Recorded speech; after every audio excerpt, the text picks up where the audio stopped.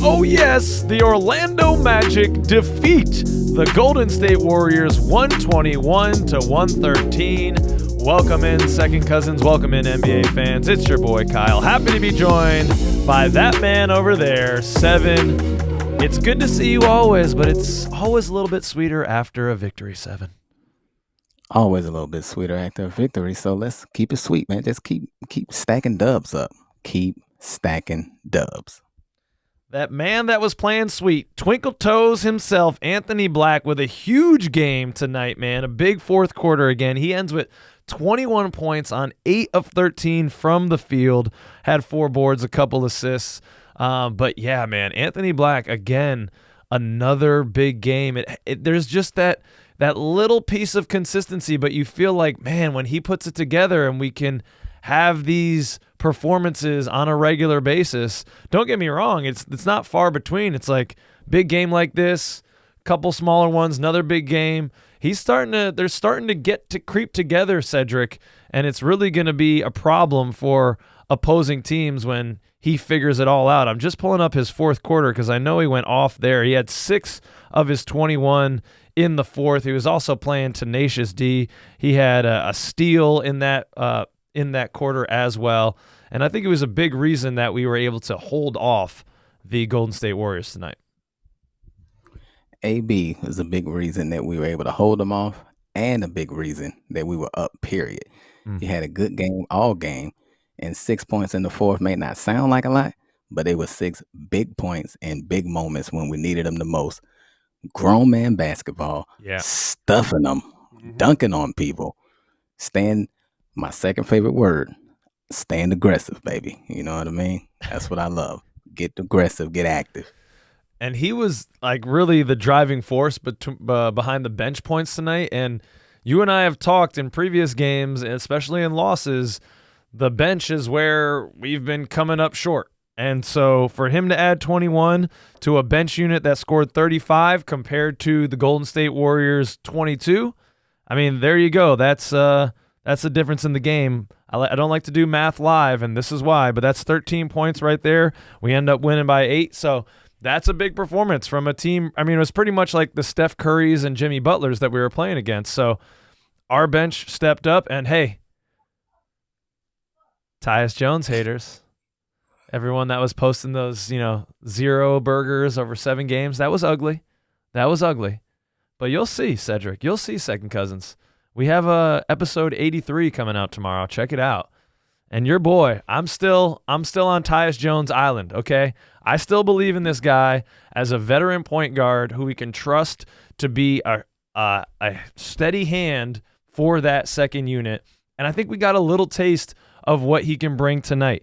Just super efficient. What did he get? He just went 3 of 3, 2 of 3 from beyond the arc, 3 assists, a steal, and a block. That's what I want from Tyus Jones. Give me 6 to 10 points, Tyus Jones, a few steals, make sure a couple of those are threes, spread the floor, and that's what we're going to get from Tyus Jones. If you were thinking when we signed Tyus Jones that we were getting a guy who was a bona fide starting caliber guard, which he has started the past couple years, and he was going to be coming in and dropping like 15 to 20, my oh my, yeah, I can understand why your expectations are let down. But what I'm looking for, Cedric and second cousins, I'm looking for a Tyus Jones closer to, 22, 23 when he, and the year before, I believe, or the year after when he was in the 6th man of the year votes. I think he came in 11th and then 6th one year. And he was scored in that year that he came in 6th place for 6th man of the year. I think he scored like 11 points off the bench. It wasn't a barn burner, but it was efficient. It was on like 4 3-point attempts. And it was, low turnover to assist ratio. And that's what we want. We just want that level-headed veteran who doesn't get frazzled in the big moment, can spread the floor a little bit, and that's what we're going to get from Tyus Jones. We just need to give him a little bit more time to get acclimated. He's going from the past 2 years playing starter minutes to now playing a backup role. That's a big adjustment. We talked about how early on in the season there were adjustments to be made. Well, I think Tyus Jones is arguably making the biggest adjustment on this team, Cedric. And I'm hoping tonight is the beginning of the good Tyus Jones. And listen, a lot of fans get confused, maybe because we wanted Tyus Jones so bad for so long, and when we finally got him, the expectations was through the roof. But like you said, the guy's coming off his minutes being cut, not only moving to a new place, being in a new system, being with a new team. So it's a lot of learning that he got to do, and it's a lot of adjustments he got to make. So let's be patient with him. He'll come around. Absolutely, absolutely. I mean, the Magic were pretty impressive in this victory against the Golden State Warriors, a team with Steph Curry, Jimmy Butler, Draymond Green. They got some guys, right? And pretty much from pillar to post, the Orlando Magic were in command of this game. Golden State Warriors led a little bit earlier on, but it felt like, other than that, the Magic were pretty much in control. And that's fantastic. It was great to watch. One thing I hate to watch, though, and I've been in the building for a Warriors game as well, is how many damn Warriors fans are in Orlando, Cedric. Because, okay, I'm from the Northeast. Okay, a lot of us have aspirations to move to the tropical climes of Orlando. So you get a lot of Knicks fans, you get a lot of Boston fans, but they're retirees. They've liked it since like Red Auerbach and Larry Bird, all right? These guys, these are old heads, and they're just getting down there and they're like, yeah, I like the Celtics and the Knicks.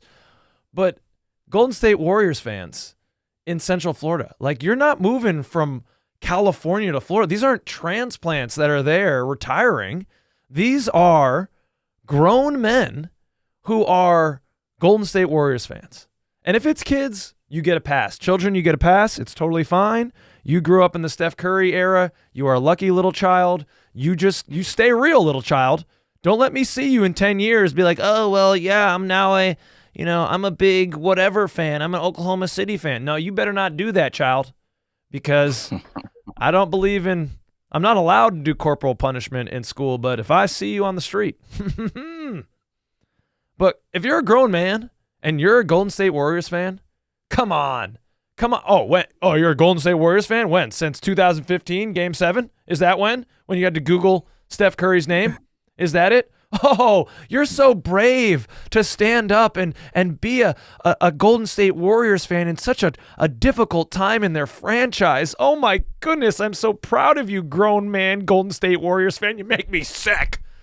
You make me sick. Get out of the arena. I'm sorry, Cedric. I just had to say it. No, it's ridiculous. Let it out. Yeah. Let it out, Papa Bear. It's okay. Hey, what's the cutoff for the kids, though? I want to know that, so I'm not slapping the wrong kids. That's fair. You got to slap the right children. Absolutely. Yeah. Let's do a little maths here. We're doing more public maths. This is where you come for maths. Oh, boy. Let's see. 2015, we can say if you were beneath like 10 and under. So let's say make 10 the cutoff. So now we're in 2025. So you can be 20. You can be 20.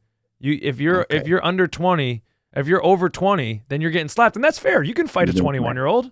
That's an assault. That's a regular assault. That's not even child. Yeah. Oh, I shouldn't say that. We're just gonna get nerfed. Never mind. The algorithm won't like that comment, so we're just gonna keep that one in, and let's keep it moving. What was the next thing you want to talk about, Sir Cedric? Man, the next thing I want to talk about, man, and I'm gonna talk about it until I'm blue in the face. Okay. And I don't care who likes it and who don't like it. But every single time this young lady is in the building, okay, my man, Wendell Carter Jr. balls the hell out. And it was on display tonight. And we know it. The proof is in the pudding. I mean, every time this man shows up, dog, I don't understand it. But I love it and I respect it. So keep coming to games, and every time she show up, expect a win. That's all I'm trying to tell y'all. Y'all gonna trust me one day. One day you will see the truth. You will see the light. I couldn't be happier that the NBA and WNBA seasons are in separate times of year, because that means she should be able to get to a lot of games, hopefully. That's right, man. Bring your ass on. Come on out there, man. Wendell was 17 on 5 of 7 from the field.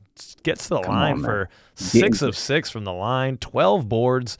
I mean, that's the big man shit that we wanted from him. You know, there's grown man business. We've definitely criticized Wendell Carter Jr. for being a little soft compared to other bigs, especially when he's banging up against them. But hey, man, tonight he was jawing with people. He was getting down, getting boards. Love to see his boards over 10. Like, that makes me happy. That puts a smile on my face. And he's still shooting the ball really well. You know, I think he's right near 40% on the year. So if he can keep that up along with that, you know, awesome feet movement, he stayed in front of Steph Curry and he forced him off the line a couple times, off 3-point line. That was impressive, man. So Wendell Carter Jr. definitely having a bounce back year in my eyes after a really ugly one last year. So I'm happy for the young man. Defense is very underrated. Not only is he guarding his position, but he's guarding the pick and roll well. He's switching out on the perimeter well. Yep. He's doing it all, man. Orlando Magic, you were smart. You would just hand out Angel Reese t-shirts in the stands. So every time he look up, he can just see Angel Reese's face all over there. Be beautiful. Perfect. It's not a bad marketing gig. Yeah, 20 and 15 every night. Let's just quickly talk about, Desmond Bane, another solid effort, 23 points. Efficiency wasn't all the way there, but 7 of 16 ain't too bad, just under 50% from the field. Gets to the line, 7 of 7 from the charity stripe, 6 boards, 5 assists, doing a little bit of everything. 5 steals? I'm reading that correctly? I did not realize that shit. Okay, 5 steals, Desmond Bane. I guess that makes up for the 3 turnovers. But I think a little bit of that is he's still getting used to guys. He's trying to pass guys open, and those windows are closing or they're not quite there, or a guy isn't going exactly where he thought. This is just keeps getting better and better and better. And I think I misspoke on episode 83. I thought it was, still 4 first-round picks and a swap. I'm okay all day with the Desmond Bane in this direction. Of course, man. Listen, people, if we being real, those 4 first-round picks shouldn't be high picks if we do what we supposed to do. Yeah. So it's not like we're throwing away a bunch of lottery picks.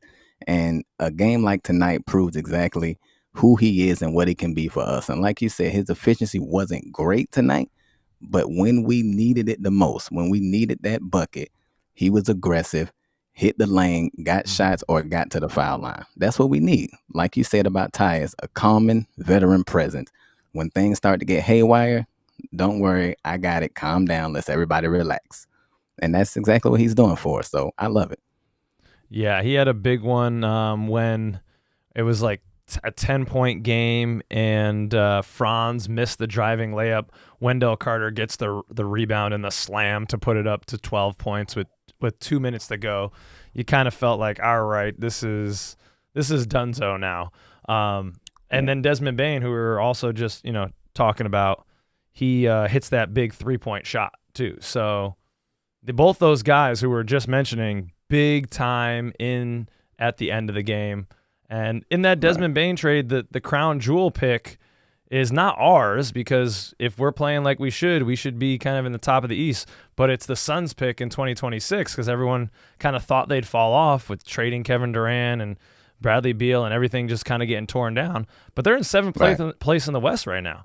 Devin Booker's playing some of the best basketball of his career. So, he knows that I picked him up in my fantasy team, so he's like, I got a ball for this guy. So I'm telling you, that pick might not be as great as the Memphis Grizzlies thought or anyone thought. So, hey, I'm cool with that all day. What else we got? We talked about Bane. We talked about Wendell. Little bit of Franz. Solid game for Franz. Nothing, honestly, not a great game from him. 18 points, 7 of 17, 0 of 3 from beyond the arc. He looked really skittish to pull the shot from beyond the arc. There was some times there, man, with can we talk about the zone too? Because they were throwing the zone at us in the third quarter, and we had some trouble with that. So I know Joe Prunty came out of halftime talking about, hey, we got to get better with this zone. It didn't look good, so I'm looking for Coach Mosley and the staff to coach our guys up, because we have the personnel to like get into the paint and break that down, but it really gave us fits in the second and third quarter. But at least in the second quarter, we got to the line 18 times. In the third quarter, that dried up. We didn't apparently. The Golden State Warriors no longer fouled in the second half, according to the Zebras. That's right. It was off limits. Fouling was off limits in the second half. Just for them. You know what I mean? Just for them. Yeah. We could foul Jimmy Butler as many times as we needed. That was egregious. Another A word for you guys. You know what I mean? Well, what's your unbelievable stat of the game? Do you have one? I mean, and is it unbelievable or is it unbelievable? No, it's not. It's unbelievable. Oh, okay. And it would be it would be the 5 steals from Desmond Bane, but okay, we already discussed that. So damn, I keep stepping all over your segment. Hey man, listen, great minds think alike, dog. That's all it is. You know what I mean? So we got there. We gave Desmond his love, so it's cool. It's all good. Hell yeah. Hey, what's up with Court's Cousins night, man? Oh yeah, well that's just super exciting. Super pumped about it. Cedric, have you ever sat in a suite for a pro game? I have not. I haven't either. And I think that's why the excitement is so high for the 4th annual family reunion Court Cousins night, Thursday, February 5th, as our Orlando Magic will take on the Nets. We've rented out a suite. And many of you second cousins have run to the opportunity. It's just $100 to get in the suite with us. And we've already sold that first suite out. And then we said, hey, does anyone else want to get in? Because there's an opportunity to rent the suite next door and take that middle wall out and have a big party with like 30 of us in there. And you said absolutely. Right. And we've already sold 2 more tickets in that second suite now. So we're trying to cap this at like 18 people per suite. So I guess that would be 36 of us total.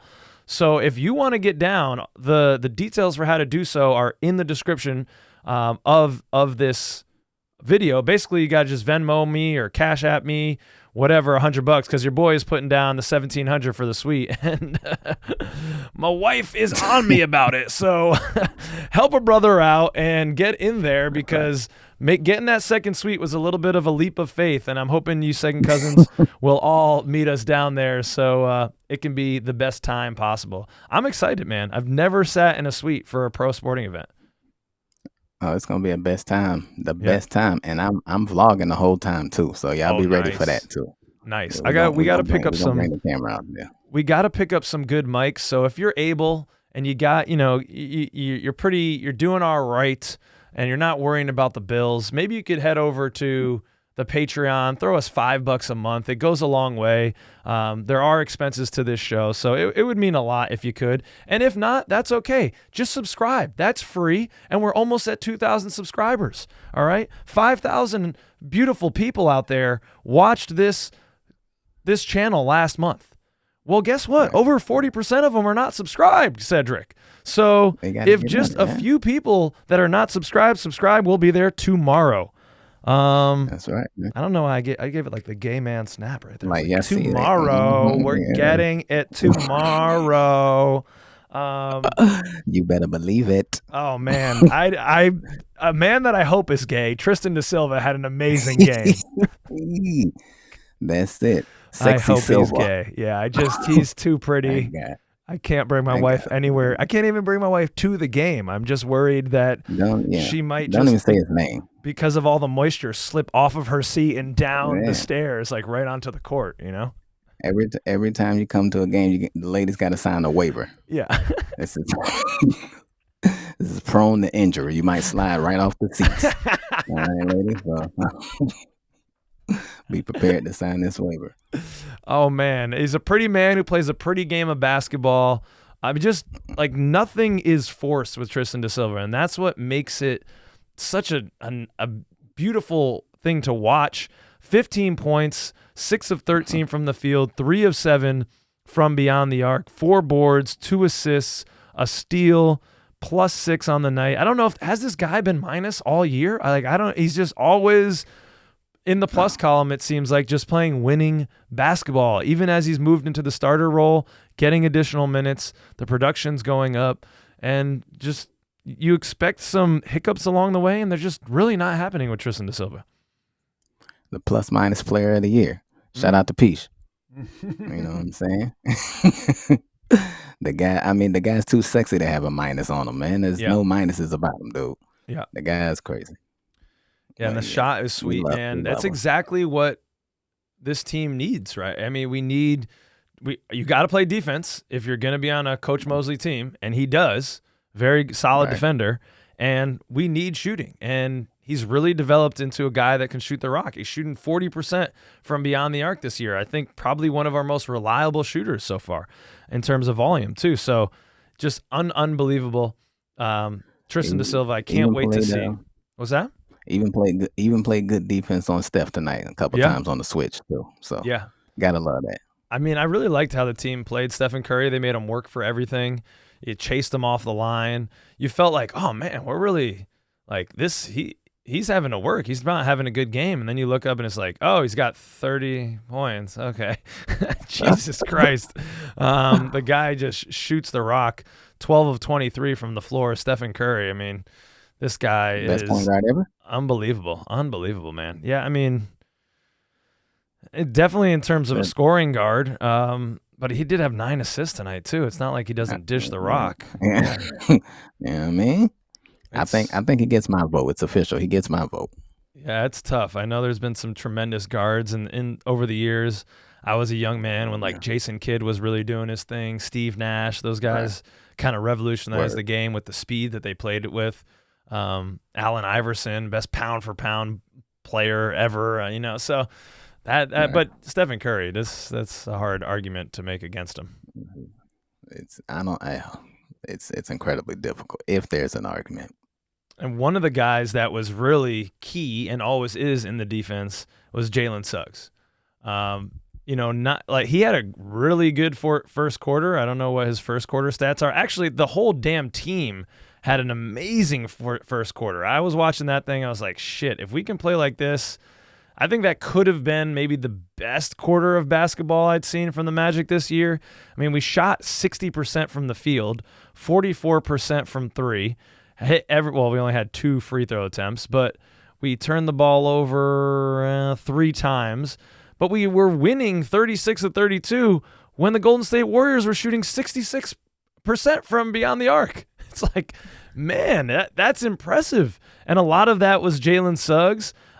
He kind of cooled off as the game went on, but he had 6 points in that first quarter and just really set the tone in terms of, we're going to bring the energy to you tonight. We're going to be in your grill all night long. And I think it was huge. He had an amazing block, an unreal block at the end of the game. It was another one of the kind of sealer moments of the game. And again, the not eye-popping stat line at the end, 7, but Jalen Suggs continues to be the coal that makes this locomotive run. Very, very accurate. You know what I mean? And like you said, he cooled off offensively. Yeah. But the one thing that didn't cool off, defense stayed there. The energy stayed there. The activity stayed there. He was the big reason for the win. And we missed him against Houston. Yeah. And that's exactly what we was missing against Houston. But back in the lineup now, so we'll be all right. Yeah, and that like tenacity at the end of the game, just jawing with Jimmy Butler. I just want to know what he said, man. Just want to know what he said. Just not letting up on him either. Just keep going at him. Not being scared. Oh, the refs called a tech on me. It's like, no, he's right back in Draymond's face, not backing down. I love to see that from the young man. And you don't feel like he's going to snap either. He's not the type of guy that's like all of a sudden going to throw a punch. He just enjoys, he just revels in just poking the bear. He's going to get like right up to your face, nose to nose. But I don't ever feel like he's going to do something stupid. I mean, besides when he's trying to do behind the back passes, but in terms of getting under guys' skin. Also calm down. Yeah. Hey, that's true. That's true. He's gotten better with that.